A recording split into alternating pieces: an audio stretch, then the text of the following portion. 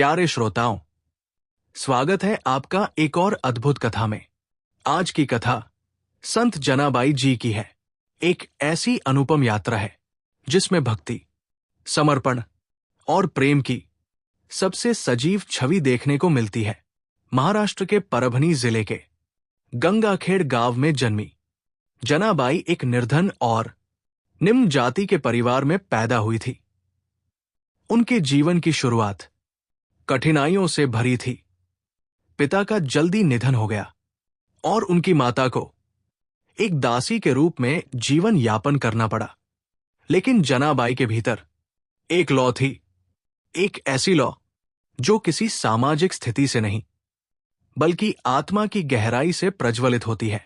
ये थी भगवान विठोबा के प्रति अटूट भक्ति की लौ, भक्ति जो बचपन से ही उनके भीतर समाई हुई थी।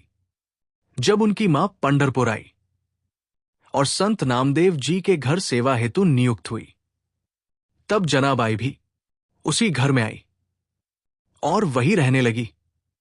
वहां उनका बचपन सेवा करते करते बीता।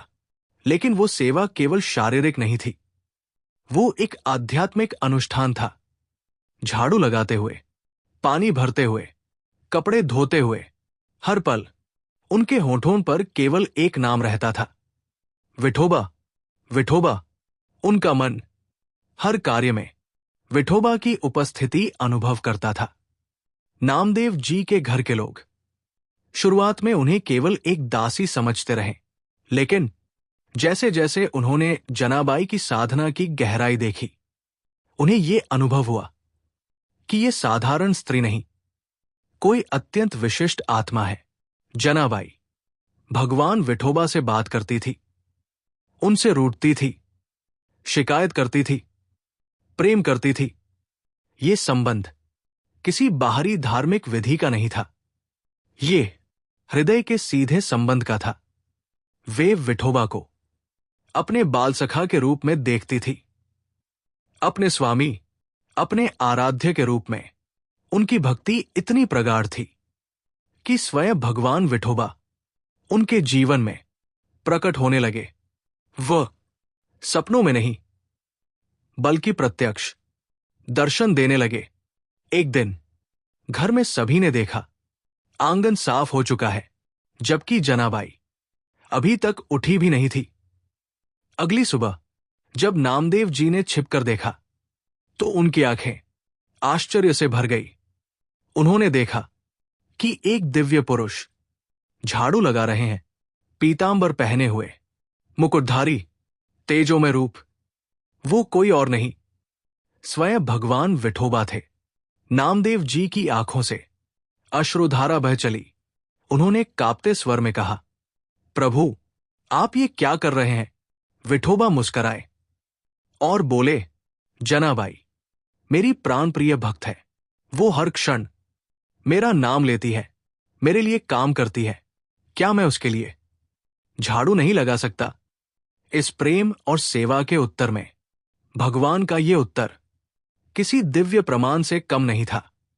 जब जनाबाई को इसका पता चला तो वह प्रभु के चरणों में नतमस्तक हो गई।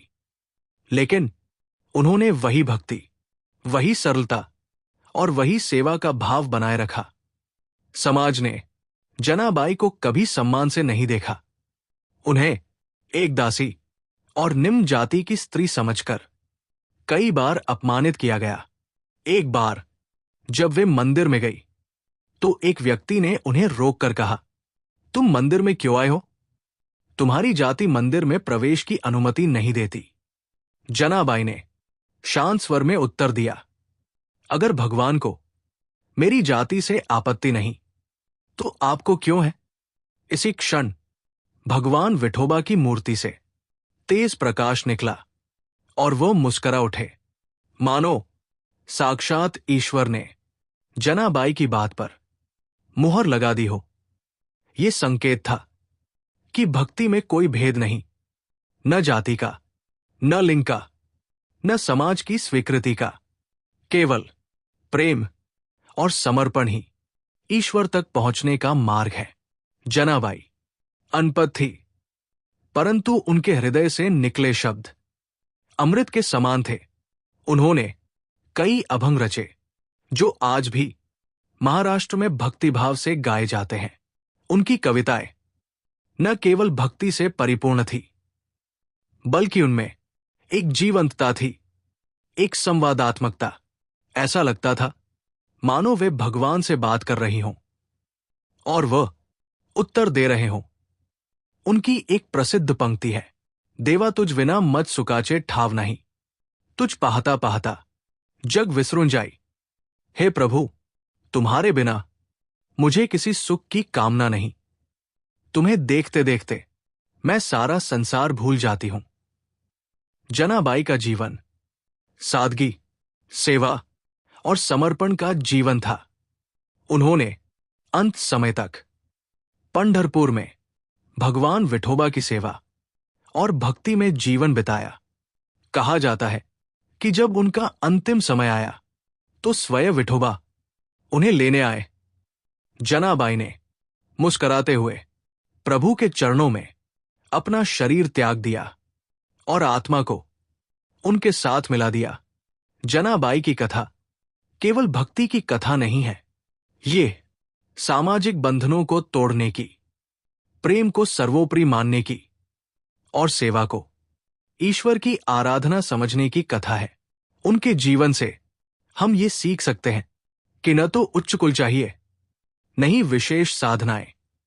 ईश्वर केवल हृदय की पुकार सुनते हैं। यदि हम सच्चे मन से उन्हें पुकारें तो वे झाड़ू लगाने तक चले आते हैं।